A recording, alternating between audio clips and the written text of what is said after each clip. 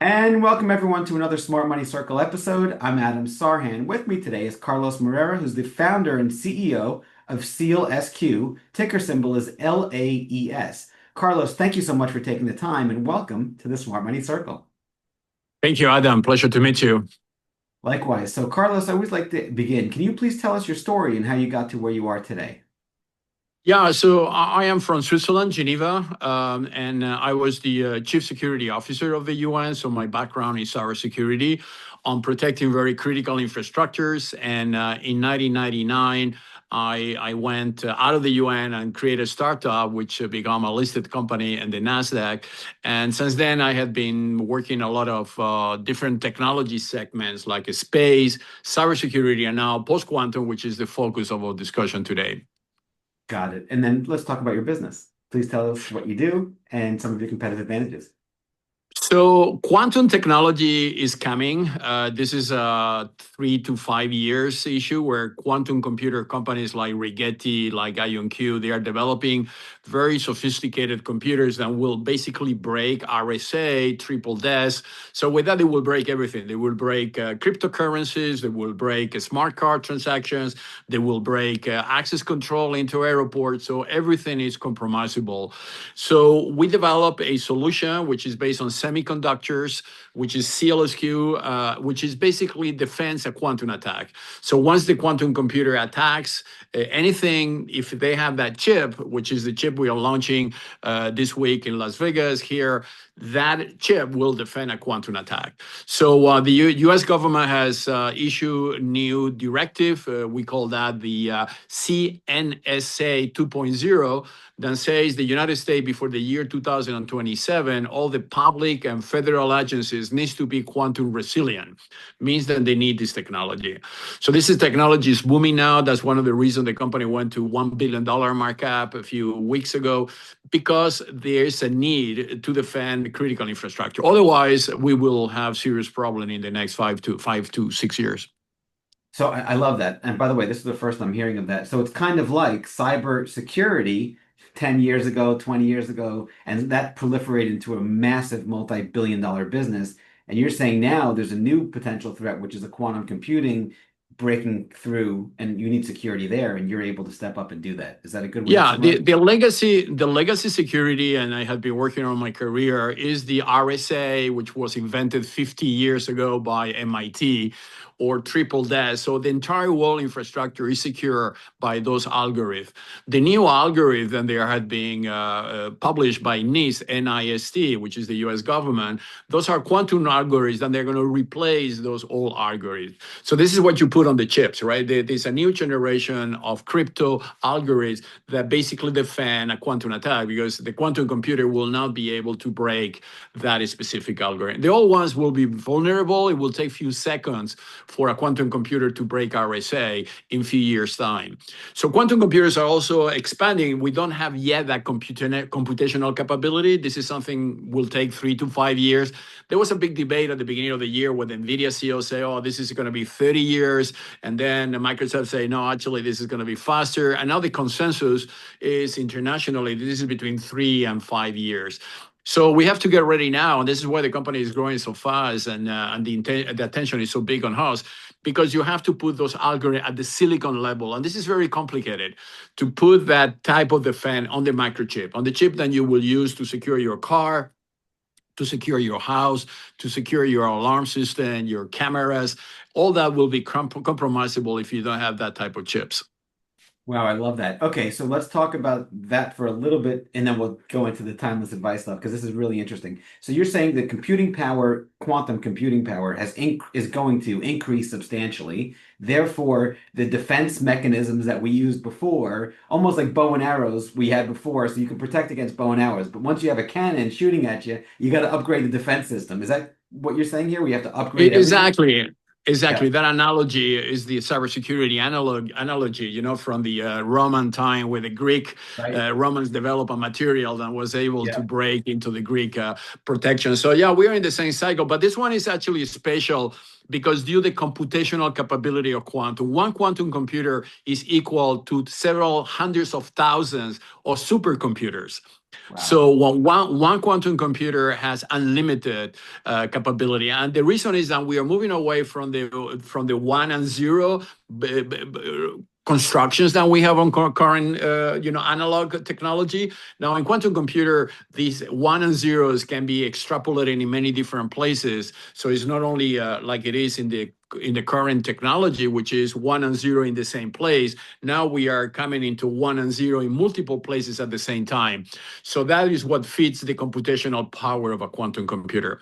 So what happened is that it's very similar to what happened in a virus environment. When COVID arrived, people developed vaccines, right, to protect against the risk. So we are in this kind of analogy, but in the digital world, and something very bad is coming. And obviously that needs to be defended. Doesn't mean that quantum computer is bad, because quantum computer will also accelerate many processes, like you will find the new drugs for cure cancer, or you will be able to solve many of the sustainability issues, like finding a new solution for climate change. So quantum computer computational will be actually an asset, will be a tool. But as we know, technology is not good or bad. It's actually the people behind technology which is good or bad, right? So if that quantum computer gets in the hands of a rogue country or a terrorist group or somebody that will have other kind of intentions, that will create a huge violation possibility on critical infrastructure. So people will die. I mean, and this is why, the car manufacturing industry is so concerned, because imagine that you can break a car navigation system and crash the car, right? So that will, now you can do that with one car. When the quantum computer is here, you will do it with all the cars at the same time. So it is like, obviously consumers are not yet aware of this. This is happening now at very high level, government level. But the good news in the United States is the government has moved very fast by publishing those guidelines, which are basically used now by private sector companies to develop solutions. Before it was kind of evangelizing. You have to explain people why they need to invest in this technology. It was not easy. Now it's much easier because you have a government framework already designed around this. Yeah, I find it fascinating. Not just consumers, I'm sure investors don't quite understand it yet either. So thank you for sharing your story here. Let's talk about risk management, Carlos. How do you handle risk, and what are some mistakes you see people make with respect to risk management? So in companies like SealSQ, you grow very fast, right? You move from being a startup to be a $1 or $2 billion company. In this sector, quantum computers company do not have a lot of revenue. Actually, we have much more revenue on the defense side that the quantum players and they are developing quantum computers have by just building a computer. Rigetti, IonQ, D-Wave, they are announcing very small amount of revenue, a huge amount of losses and investment. So you have to mitigate that risk. Our view is that while we want to get there, we're going to get from an angle where you can start to create revenue now versus creating revenue in 5 years' time.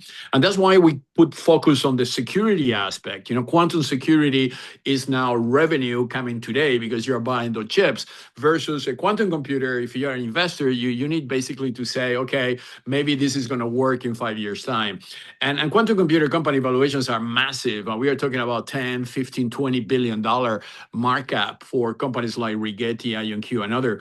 Our valuations are smaller. We are between, you mentioned 600. Actually, this is in the last week because the entire AI issues, the divesting from the stock. But quantum is not AI. Actually, quantum is much more mature technology than AI, in the sense that it's a physical thing that you can see, that you can touch, you can play with it. With AI, it's a lot of bluff going around AI in our days. So this industry for investors, if you are a short-term investor, you rather invest in quantum security. If you're a long-term investor, then you can obviously invest in quantum computer, and you can also invest in both. I think the consensus is that quantum security companies and quantum computer companies will merge in the future into one company. So that means a quantum computer needs security, and currently quantum computer companies do not have security. So that means that it is another risk of a quantum computer attacking another quantum computer because that quantum computer doesn't have security. So that hybrid model it's actually consensus in the industry that is getting together. And in the future, you will have both assets into one company, which is a great opportunity for us because we can go from 1 billion to 25 billion, which is what the quantum computers are having now. Yeah, it's tremendous growth, and there's clearly a lot of value that'll be generated for decades to come. To your point, there's also revenue growth, there's earnings growth, there's valuation growth. So there's a tremendous amount of quantum growth, pardon the pun, ahead here for you. So congrats on being there. So let's talk about timeless lessons, Carlos, you've learned along the way that you'd like to share with the audience. You've been doing this for decades now. You're founder and CEO of a very successful startup. You've got your finger on the pulse. What are some timeless lessons you've learned along the way about life, business, relationships, anywhere you want to go, please? So I think you need to be focused on something. I think I live in Geneva when the World Wide Web was invented. And it was invented in Geneva, and at that time, that was kind of naive vision that everybody will connect and everybody will be happy and sharing and friendly. Obviously, that last few years, and then the Web 2.0 arrived with social media and companies taking your data and taking your identity and developing very addictive models, which basically contradicted the original vision of the web, when it was invented by Tim Berners-Lee. So now we are in the Web 3.0, which is a correction of the abuses of the Web 2.0, which is, again, decentralizing the power of the technology to the person, to the human. And this is, it goes against the business models of very big companies, so it's going to be a fight, right? Because a lot of companies have been making a lot of money by just data mining data and collecting identities and making captive the users to those platforms. The Web 3.0, which is also the web that uses quantum, is a decentralized web. So we are not only connecting billions of people, but we are now connecting trillions of objects. So this is the big opportunity, right? Well, if you have a company and you develop a solution like addressed to protecting people, you have a very small ecosystem available to you. When you do that for objects, then this ecosystem is very big. Yesterday, the Amazon founder just launched an AI which will be for the physical world. And that's a very interesting concept. The physical world is your house, is your car, is your airport, is your city, is your hospital, is your facility. So all that needs to be secure. And this was not secure before. So in a journey of entrepreneurs, you need to be very focused on a vision, on a problem that you want to solve. I always say that money follows ideas and no ideas following money, right? So that means that if you have a very clear vision of a problem that you want to solve, like quantum security, you're going to get a very successful company because you will need to be very focused on delivering milestone in that journey. At the beginning, it will be very difficult eventually, but if you're with perseverance and hard work, you're going to make it happen sooner or later. Absolutely love it. Well, okay, let's talk about the flip side of that. Those timeless lessons. How about timeless mistakes? What are some that either you've made, you've seen other people make? How do you learn from them so you avoid them or don't repeat them? So I think the concept of mistake when you're working on tech is actually a different concept than when you work in normal life activities, because a mistake is the component of a learning curve. All technology is based on trials. You try something, sometimes it works, doesn't work, but that information is actually aggregated. This is the same way you are training AI, by the way. AI is being trained the same way. It's always to optimize in something that doesn't work well, so it can work better with the help of AI. So the important thing on failure is to break the failure into blocks. So you decompose what a failure is and you're trying to get the good things of it and you incorporate that into your learning process, and then you're trying to improve on the things that you actually make a very big mistake, and those things are, if they are identifiable in a different way from the block, you can solve that much easier. So the traditional failures of company is like you start too strong, you get excited because suddenly, like I did this year, I raised $450 million. So you want to use that money immediately to make acquisitions. You then have a problem of managing that growth.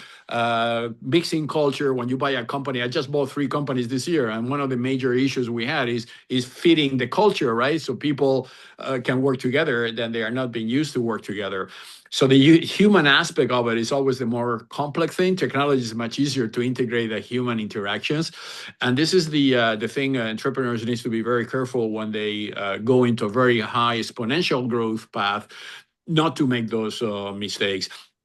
There are obviously situations where you don't care if you don't make those mistakes because the end game is so big, like OpenAI, right, to develop an AGI. They are making a huge amount of mistakes every day. They make a huge amount of mistakes, but the end goal is so big.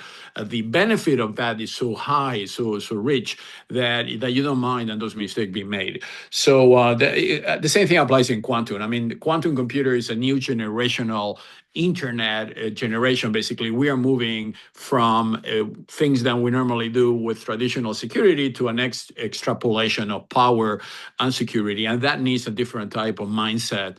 You're going to have supra intelligent devices that will be fed by unlimited computational power, that they are going to make decisions for you, like AI agents, and those AI agents. Now, imagine they're already very performing now with a very low computational power. Imagine that when it gets extrapolated in unlimited computational capabilities. So quantum computer will accelerate AI to EGI.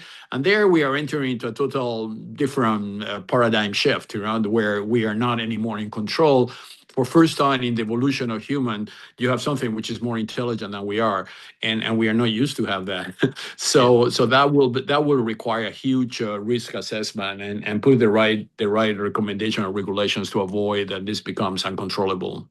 Yeah, I love what you just said there, where mistakes are part of the learning curve. It's brilliant, absolutely brilliant. So thank you for that. All right, next question for you, Carlos. Let's talk about leadership. What makes a great leader? What are some lessons you've learned about leadership? Anything else you want to share about leadership, please? Yeah, so I mean, I would say the best leader is the one that serves better, right? So leadership means that you need to be very accessible to the talent pool that you are able to collect, because they trust you as a leader, because they see your vision and they see that you are executing on that vision. But that should be returned back to them by empowering them. I always say that human has an amazing capability that can be unleashed with the right leadership process. So if you are like we are in our companies, we don't have those vertical structure. We are very, I always say, regardless the number of employees that we have, let's maintain the startup spirit. Let's not create verticalization or silos or power blocks, then avoid the data and the knowledge to circulate. So we always see like your human body, you have cells, you have organs, you have so many things, and they are controlled by your brain, but you don't even realize that you are doing that on a daily basis. There's not a permissional process in the human nature, right, or in the nature itself. So if we copy that and we apply that to companies, we create very successful, very large companies without falling in the mistakes or those multinationals. Then they become too heavy, too slow, and too easy to basically bring them into the legacy world because they cannot move fast enough. The companies on the future and the leadership of the future will not necessarily be only judged by the money you make, but by the good that you create. The goodness is an asset that has not been properly, this is an intangible asset, right? But in the future, that intangible asset is going to become a tangible asset, because we are going to be in a situation where we're going to have more time, more resources, more software behind us, more computational capability to solve very serious problems that we were not able to solve until now. And that will create another type of leadership structure. I mean, leaders will then be judged by the efficiency on solving those problems than just by making a lot of money and have a good quarter on the stock market, right? So that's going to be the shift in the future. I love that. So thank you very much for that overview about leadership. Let's talk about adversity. Being successful, you have to learn how to overcome adversity and obstacles. How do you handle adversity, and what are some obstacles you had to overcome? So when you create a company, you are alone at the beginning, then you have to bring a person, another person, a 5 person, a 10 person, 100 persons. And basically you are expanding the problem solving capability that you will have first by solving your own problem. I mean, when I say leaders, then they try to solve somebody else's problem before solving their own problem. It's actually very difficult, right? Because that will bring you down sooner or later. I mean, you have to be a very kind of wise person, if we can call that word, like a person that is able to solve all the major challenges life might present to you and convert them into solution. And then as you move forward, you will be able, with that example on that leadership, help others to integrate into that motion. I mean, I think although we need to look into things that can go wrong, I think the forces should be on things can go right. Because by thinking of what can go wrong, you are actually focusing on the wrong issues. By focusing on things where it can go right, it will create a situation where you will be more effective on solving things that can go wrong. But obviously, the things can go wrong, as I mentioned before, is scaling too fast, is having a situation where your ego takes over and you think you are the master of the universe when the knowledge comes from a combination of talent that you are able to bring into your company. To be following money all the time, fundraising all the time versus focusing on developing your product. And as I said before, money follows idea. Money is aware of your idea already, and the money knows that this idea could eventually become very profitable for that money source. So you don't have to necessarily focus too much on that. You have to focus on developing products that solve concrete problems, and not products that incentivize shareholders or investors to invest in your company, which is in many cases the reason why people create companies, just to raise money. So if you go into that roadmap, you will be very successful, and you will be able to transfer that model of the leadership inside your organization. Absolutely love it. Well, thank you for that. Final question for you today, Carlos. What is the best piece of advice you'd like to give the audience or your 30-year-old self? So never give up. That's the. It's like an athlete, right? I mean, an athlete before he gets into the Olympic Games, it has to go into many steps. Going into the Nasdaq is like joining the Olympic Games of finance, right? You're gonna be there together with many other champions that have done the same. But before that, you have to maintain that spirit. The day that you do the bell ceremony, which I did it several times already, is actually a day where all the collective forces and goodwill of the company comes together into a celebration. So I think that should be the inspirational of any leader, is to keep training. You're not going to be immediately able to compete in the Olympic Games. You're going to have to go through a lot of fight before getting there, a lot of training, a lot of hard work, a lot of sacrifices. But the good news is that one day you're going to be also able to ring the bell. Absolutely love it. Well, Carlos, thank you so much for taking the time. Thank you for what you're doing. A lot of good here, helping us protect about future risks with quantum computing security. And hopefully we'll have you on again soon. This was absolutely fantastic. Thank you very much, Adam, for your time as well. Look forward to continue discussing with you in the future.